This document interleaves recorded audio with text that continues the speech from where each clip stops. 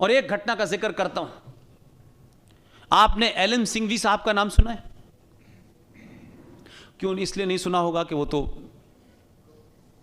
भले आदमी थे, लेकिन उनके बेटे का नाम जरूर सुना होगा आपने। क्यों जानते हैं आप उनको? अभिषेक मीनू संघवी को जानते हैं आप लोग? क्योंकि जो जज बनाने की प्रक्रिया है वो बड़ी जटिल है। जिस तरह से वो जज बना रहे थे, जिसका लाइव टेलीकास्ट हुआ, उनके पिताजी एलन सिंघवी, जब यह शब्द जोड़ा गया इंदिरा गांधी के जमाने संविधान के अंदर कि भाई ये सेकुलरिज्म क्या है, तो इस सेकुलरिज्म का ट्रांसलेशन क्या होगा, यह काम एलन सिंघवी ने किया। बड़े स्कॉलरली आदमी थे। एलन सिंघवी ने कहा कि इसका ट्रांसलेशन धर्मनिरपेक्ष नहीं हो सकता मैडम। उन्होंने कहा इसका ट्रांसलेशन पंथ निरपेक्ष तो हो सकता है, धर्मनिरपेक्ष नहीं हो सकता। धर्म हमारे यहां ड्यूटी है, कर्तव्य है। धर्मनिरपेक्ष हो गया तो फिर तो हाहाकार मच जाएगा, कोई उस ड्यूटी को पूरी नहीं करेगा। डॉक्टर अपनी ड्यूटी को नहीं करेगा, इंजीनियर अपनी ड्यूटी को नहीं करेगा, ब्यूरोक्रेट। तो उन्होंने कहा नहीं, अड़ गई। तो एलन सिंघवी ने जिस पेन से लिखा था, उनका मैडम ये पेन ले लीजिए और आप खुद ही लिख लीजिए।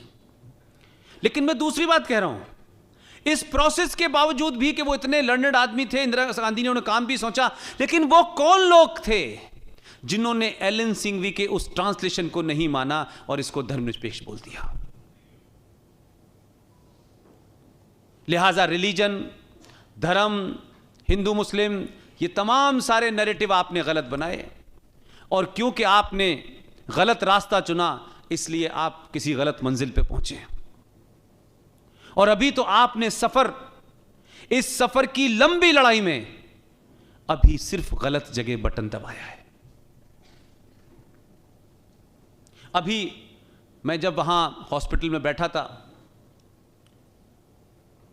तो किसी साहब ने यह पूछा कि देखिए आपने समस्याएं तो बता दी, इसका हल बताइए आप। तो मैं शायद उन लोगों में से हूं कि जब भी कोई मुझसे ऐसी बात पूछता है तो हल मैं क्या समझता हूं यह महत्वपूर्ण नहीं है। मैं यह समझता हूं कि जो सवाल पूछ रहा है उसकी स्थिति और परिस्थिति क्या है, वो क्या कर सकता है, उसकी उस परिस्थिति में वो क्या बेस्ट हो सकता है जो वो करे और उसका नुकसान भी ना हो।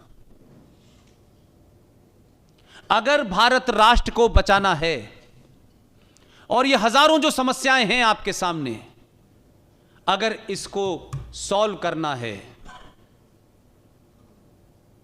तो आपने किसी के कहने से चरखा चलाया था, मेरे कहने से दूसरी बात कर लीजिए। अपनी शख्सियत जो है, जो पहचान है आपकी सनातन संस्कृति की, सिर्फ उस पहचान को जान लीजिए और उस पर अडिग खड़े रहिए, अपने आप समस्या सॉल्व हो जाएगी।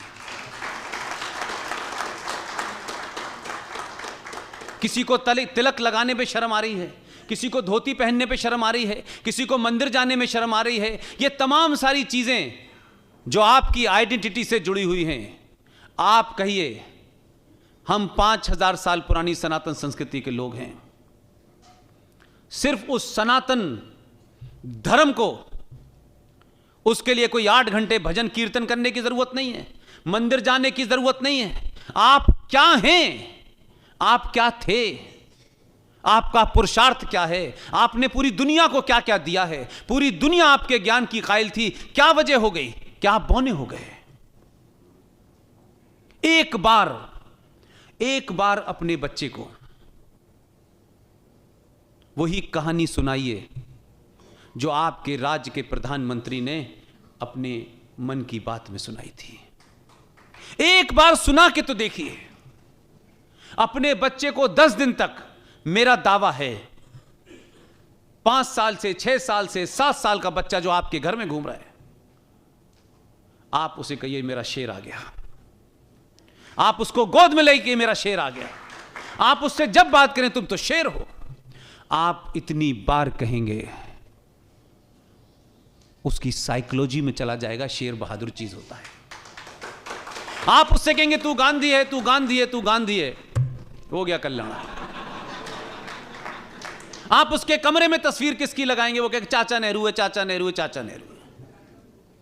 इसलिए हमारे यहां चीजें सही नहीं हुई। देखिए, यह बात कहने से एक बात साफ कर दूं मैं, गांधी जी की शान में कोई गुस्ताखी करने का मेरा कोई इरादा नहीं है। मैं अपनी बात कहने के लिए तथ्यों के आधार पर रख रहा हूं। जो गांधी के भक्त हैं वो रहे, मुझे उससे कोई आपत्ति नहीं है। लेकिन मैं संवैधानिक तौर पे जो बैठे हुए हैं, मैं उनके लिए कोई अड़चन पैदा ना हो, इसलिए बार बार कह रहा हूं। कोई गांधी को क्रिटिसाइज करना मेरा कोई एजेंडा नहीं है। लेकिन जिस देश के अंदर सीता और राम पे बात हो सकती है, तो गांधी पे क्यों नहीं हो सकती?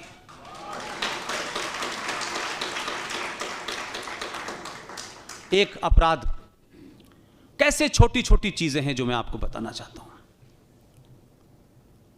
ये जो कैलेंडर आप देखते हैं, जो सरकारी कैलेंडर है, कभी आपने इस पे गौर किया है कि सरकारी जो कैलेंडर जिसे सरकार रिलीज करती है, उसमें इंग्लिश की गिनतियां, यानी इंग्लिश कैलेंडर की गिनती हमारी मेन होती है। पता नहीं प्रकृति मुझसे क्या करवाना चाहती है। बहुत सारे लोग कहते हैं तुम ये पता नहीं कहां से खोज के लाते हो। मैंने कहा पता नहीं, मेरे हिस्से में जो है वो मैं कर रहा हूं। 1957 में भारत की पार्लियामेंट में एक डिबेट चल रही थी और उसमें यह होना था तय कि भारत का कैलेंडर कैसा होगा। क्या जो सतसम्मत है उससे होगा या इंग्लिश कैलेंडर होगा।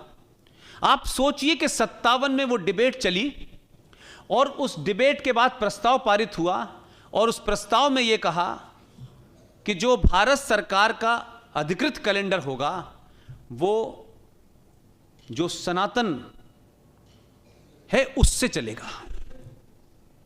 या नहीं, जो डेट हैं उनकी बहुत ज्यादा मुझे वो पता नहीं है कि क्या उसमें दिन किस तरीके से कहते हैं, सतसम्मत इस तरह से कल के बोलते हैं। इसमें पार्लियामेंट की उन डिबेट का जिक्र है और आपकी सुविधा के लिए वो ये कैलेंडर है। ये कैलेंडर बॉम्बे में, वहां से कोई काफी दूर है औरंगाबाद, कुछ बुजुर्ग 50-40 हजार रुपया खर्च करके इस कैलेंडर को छापते हैं और कोशिश करते हैं कि इस देश में यह बताया जाए कि सिर्फ संविधान के साथ फ्रॉड नहीं हुआ है। इस देश की हर वो चीज जिससे आपको अपने इतिहास पे और अपने होने पे गर्व होने लगे, जिससे आप अपनी रूट से जुड़ चुके, इस पास होने के बाद भी पार्लियामेंट में यह कैलेंडर नहीं छपता। यह किसकी साजिश है कि पार्लियामेंट में पास हुए उस नियम के बावजूद भी जो कैलेंडर छप रहा है वो जनवरी फरवरी छप रहा है। उसकी सारी डिटेल पार्लियामेंट से मैंने निकलवा ली है। यह वैलिड कैलेंडर है और जो छप रहा है वो इनवैलिड कैलेंडर है। इसीलिए भारत के संविधान में, मैं थोड़ी देर पहले भी कुछ लोगों से कह रहा था, भारत का जो ओरिजिनल संविधान है वो कितने लोगों ने देखा है? अगर कोई वकील साहब बैठे हो तो मुझे बताएं। जो ओरिजिनल संविधान है जिस पे सबके ओरिजिनल साइन हो रहे हैं, वो रखा हुआ है आर्काइव में। उसकी रेप्लिका मिलती है 4,500 रुपए में। जो संसद सदस्य हैं उनके सिग्नेचर से मिल जाएगी। आप अपने शहर के संसद सदस्य से कहिएगा कि वो लोकसभा जाएं। आप 4,500 रुपए आप लोगों के लिए 4 रुपए के बराबर हैं। आप इनको कहिए और कहें कि दिखाएं, और सेकुलरों को दिखाएं और कहिएगा कि उस वक्त बीजेपी और आरएसएस की सरकार नहीं थी, संविधान में इनका कोई सदस्य भी नहीं था, कि जब संविधान बन गया और उस पर गोपाल स्वामी अयंगर जैसे लोगों ने कहा कि बगैर अगर हम इस पे न लिखें भारत का संविधान है तो ये देखते ही कैसे पता चलेगा कि ये भारत का संविधान है। तो जो संविधान के पेज नंबर 1, 2, 3, 4 जो लिखे हुए हैं उसमें ऊपर खाली जगह थी, साइड में खाली जगह थी। तो कुछ लोगों का सुझाव था कि इसमें भारतीय संस्कृति की जितनी चीजें हैं उसको भरा जाए। तो संविधान की कॉपी का जैसे ही आप पहला पन्ना खोलेंगे उसमें ऊपर भगवान राम, लक्ष्मण और सीता की तस्वीर बनी हुई है। उसमें गुरु गोविंद सिंह का जिक्र है, उसमें शिवाजी का जिक्र है। यह तो आप पूछ ही सकते हैं कि जो संविधान बनाने की कमेटी थी उसके सिग्नेचर के बाद उसमें सारी तस्वीरें थी, साइन हो रहे थे। यह किसकी शरारत थी कि जब उसकी कॉपी छपी तो उसमें से तस्वीरें गायब कर दी गई और आपको पता ही नहीं है। इसलिए आपकी संविधान की किताब में जो भारत की संस्कृति थी, जो सनातन की संस्कृति थी, उसकी जो उसमें छाया मिलती थी उसको खत्म कर दिया। यह कौन सा सेकुलरिज्म था भाई? तो इस कैलेंडर की बात हो या संविधान की कॉपी की बात हो, कम से कम हम पूछ तो सकते हैं, जवाब तो मान सकते हैं भाई कि ना तो उस वक्त कमेटी में नाथूराम गॉडसे था, ना सावरकर थे, तो फिर यह किसने किया? आप ही के लोगों की बनाई कमेटी के बाद भी यह हुआ, तब भी आपने उसको क्यों हटाया? और जो हटाने वाला आदमी है, क्यों नहीं उस पर मुकदमा चलना चाहिए?